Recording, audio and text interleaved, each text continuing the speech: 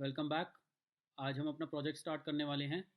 इसमें आप as a data analyst work कर रहे होंगे ग्रीन साइकिल्स के लिए, जो कि है ऑनलाइन मूवी रेंटल शॉप। तो अब आपके दिमाग में ये क्वेश्चन आ रहा होगा, व्हाट इज़ डेटा एनालिस्ट। तो मैं आपको जस्ट बेसिक सा ओवरव्यू दे देता हूँ, what is data analyst and as well as data science life cycle क्या है। तो बेसिकली अगर आप देखेंगे life cycle of a project कैसे वर्क करती है, सबसे पहले हमारे पास बिजनेस प्रॉब्लम आती है और उसके बेसिस पर हम डेटा को प्रिपेयर करते हैं और फिर उसका एनालिसिस करते हैं और further modelling, evaluating and deploying of model करते हैं। तो अगर मैं आपको बताऊं तो understanding of business problem as well as preparing the data, यहाँ पर आपके डेटा इंजीनियर्स वर्क कर रहे होते हैं। वो आपके लिए वेरियस प्लेटफॉर्म से डेटा निकाल करके स्ट्रक्चर्ड ऑर्डर में डीबी के अंदर स्टोर करते हैं। और फिर उसके बाद थर्ड स्टेप में जहाँ पर डेटा एनालिस्ट होते हैं, वो आपके स्ट्रक्चर्ड डेटा को उठा करके वहाँ से उस डेटा में से इंसाइट्स निकालते हैं और उसके बेसिस पर वो बिजनेस को हेल्प करते हैं। और उसके बाद यहाँ पर जो आप देख रहे हैं, modelling of data, evaluating of data और डिप्लॉइंग ऑफ मॉडल, यहाँ पर आपके डेटा साइंटिस्ट वर्क करते हैं, जो कि आपके डेटा के अंदर से पैटर्न्स निकालते हैं, उनका बिहेवियर निकालते हैं, जिससे कि वो चीज़ों को कस्टमर को उनकी सोशल मीडिया प्लेटफॉर्म्स या फिर वेरियस प्लेटफॉर्म पर उनके बिहेवियर के बेसिस पर चीज़ें दिखा सकें। तो अब हम चलते हैं यहाँ पर। तो इस प्रोजेक्ट में जैसे कि आप जानते हैं कि हर एक कंपनी के लिए डेटा बहुत बड़ा रोल प्ले करता है। तो यहाँ पर एज अ डेटा एनालिस्ट आपकी क्या जॉब रहने वाली है, आप कंपनी को ऑपरेट करने में मदद करेंगे और डेटा से जो इंसाइट्स निकल करके आए हैं वो कंपनी को प्रोवाइड करेंगे, जिससे कि उन्हें बिजनेस प्रॉब्लम्स में हेल्प मिले और वो उनको सॉल्व करके बिजनेस को प्रॉफिटेबल बिजनेस बना सकें। तो अब इस डेटाबेस में आप बहुत सारी टेबल्स के साथ डील कर रहे होंगे और इन टेबल में से आपको मीनिंगफुल डेटा निकालना है और इंसाइट्स निकालने हैं, जिससे कि वो डिसीजंस अच्छे तरीके से ले सकें और अपने बिजनेस को और अच्छा बना सकें। तो चलिए अब हम स्टार्ट करते हैं सबसे बेसिक स्टेटमेंट से, जो कि है सेलेक्ट स्टेटमेंट। तो आप जैसे कि जानते हैं कि अब जब भी कोडिंग कर रहे होते हैं तो अगर आपको आउटपुट स्क्रीन पर दिखाना होता है तो आप कुछ ना कुछ आउटपुट स्टेटमेंट लिखते हैं। जैसे कि अगर मैं जावा की बात करूं तो system dot out dot print L N आप लिखते हैं और उसके बाद जो भी स्ट्रिंग आपको कंसोल पर दिखानी होती है वो आप क्या बोलते हैं वहां पर लिखते हैं। इन द सिमिलर मैनर अगर आपको टेबल्स के अंदर से डेटा को देखना है, उसके लिए आपको सेलेक्ट स्टेटमेंट की ज़रूरत पड़ती है, use to select and return data, जिससे कि आप चेक कर सके क्या मेरी टेबल के अंदर डेटा है। तो चलिए मैं आपको अब लाइव दिखाता हूँ। यहाँ पे सबसे पहले आप पीजी एडमिन ओपन करेंगे, फिर सर्वर्स पर क्लिक करेंगे और फिर ये पासवर्ड मांगेगा आपको, आपने एंटर कर देना है अपना पासवर्ड। अब आप यहाँ देखेंगे लेफ्ट साइड पर, यहाँ पर ग्रीन साइकिल्स नाम का डेटाबेस है, जो कि मैंने आपको बताया था कि आप इस कंपनी ग्रीन साइकिल्स के लिए काम करेंगे एज अ डेटा एनालिस्ट। तो आपको सबसे पहले डेटाबेस क्रिएट करने के लिए क्या करना होगा कि डेटाबेस पर यहाँ पर जाना होगा और क्रिएट पे करना होगा और फिर डेटाबेस पे क्लिक करना होगा। जैसे ही आपका पोस्टग्रेस सर्वर में आप जैसे ही लॉगिन करेंगे और उसके बाद आप क्या बोलते हैं यहाँ पर क्लिक करेंगे, तो आप यहाँ पर उस डेटाबेस का नेम देंगे, जो भी आपका डेटाबेस है, उसके बाद सेव कर देंगे। तो उसके बाद आपका डेटाबेस क्रिएट हो जाएगा। और जैसे कि आपको मैंने पिछले वीडियो में बताया था कि हमें स्कीमास बनाने पड़ते हैं, जो कि हमारे को हेल्प करते हैं टेबल का स्ट्रक्चर बनाने के लिए, कि हमारी टेबल के अंदर क्या क्या डेटा स्टोर होने वाला है। बाय डिफ़ॉल्ट हमारा पब्लिक स्कीमा होता है। और अगर आप यहाँ देखेंगे टेबल्स के अंदर, यहाँ पर जो मैंने आपको बताया कि अभी अभी कि बहुत सारी टेबल्स के साथ डील कर रहे होंगे, तो वो ये सारी टेबल्स हैं। अब आपको ये दिमाग में क्वेश्चन आ रहा होगा कि हमारे पीजी एडमिन में तो ये सारी टेबल्स नहीं है।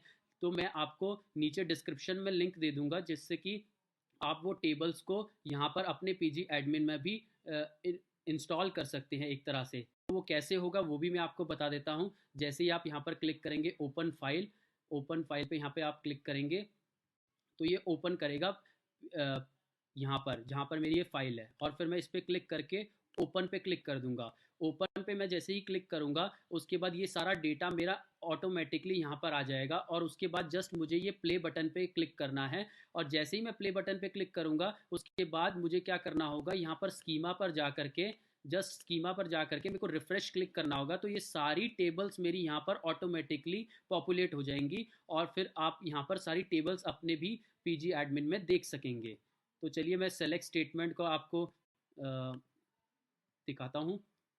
जो हम सेलेक्ट स्टेटमेंट देख रहे थे, जो कि मैंने आपको बताया था कि ये स्टेटमेंट हमारे डेटा को चेक करने के लिए होती है कि क्या डेटा हमारे टेबल के अंदर है।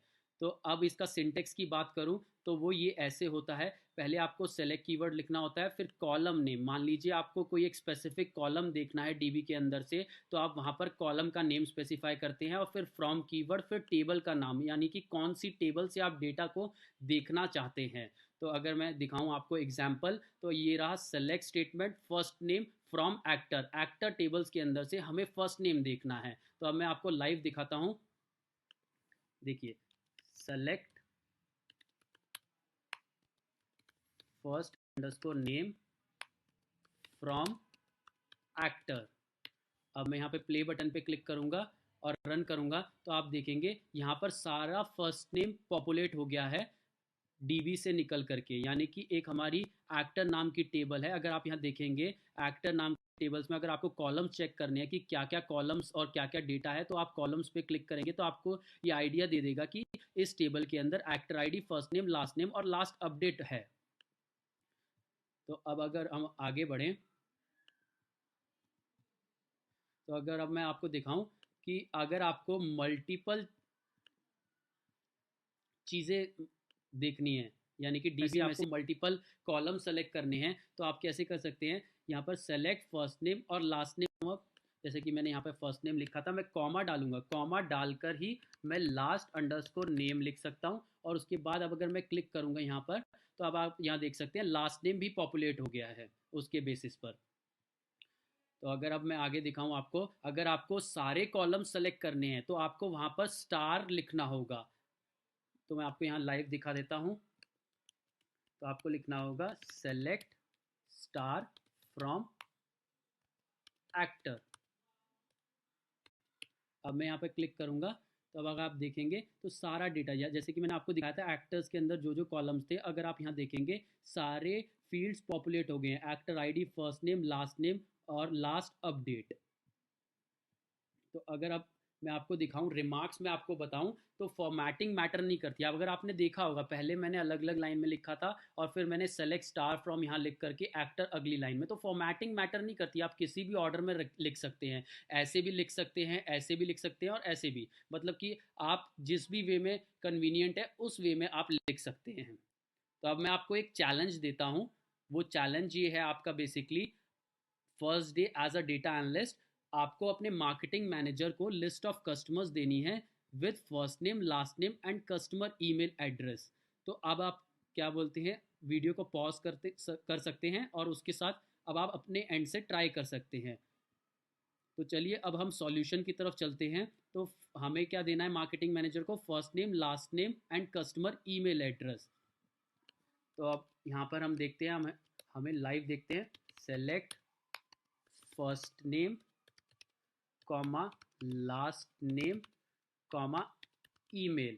अब हमारे दिमाग में आएगा कि कौन सी टेबल के अंदर ये तीनों चीज़ें हैं। तो हमें क्या करना होगा, यहाँ पर टेबल सेक्शंस में आकर के यहाँ पर टेबल पे क्लिक करना होगा कस्टमर के अंदर, और कॉलम चेक करना होगा कि whether these three things are there और नॉट। तो यहाँ अगर आप देखेंगे फर्स्ट नेम भी है, लास्ट नेम भी है, ईमेल भी है, तो हमारा टेबल जो होगा वो होगा कस्टमर। तो अगर हम यहाँ लिखेंगे फ्रॉम कस्टमर, और अब हम यहाँ पे एग्जीक्यूट करेंगे, तो ये डेटा आपका निकल करके आ जाएगा। और अब आप देखेंगे तो ये first name, last name, email address आपका डीबी में है। अब आप मार्केटिंग मैनेजर को कैसे देंगे, मार्केटिंग मैनेजर को देने के लिए आपको जस्ट इस पर क्लिक करना है, और ये जैसे ही आप इस पर क्लिक करेंगे ये आपका एक पॉपअप आएगा जहां पर वो पूछेगा कि आपको ये फाइल कहां पर सेव करनी है। तो आपको यहाँ फोल्डर्स वगैरह सेलेक्ट कर लेने हैं, उसके बाद सेव पे क्लिक कर देना है। सेव पे आप क्लिक करेंगे तो अब आप यहाँ पर अगर यहाँ जाएंगे अपने इसमें डाउनलोड्स वाले फोल्डर में, तो अब यहाँ पे आप जाएंगे तो अगर आप इस पर क्लिक करेंगे तो वो आपको एक तरह से एक्सेल फॉर्मेट में डेटा दे देगा।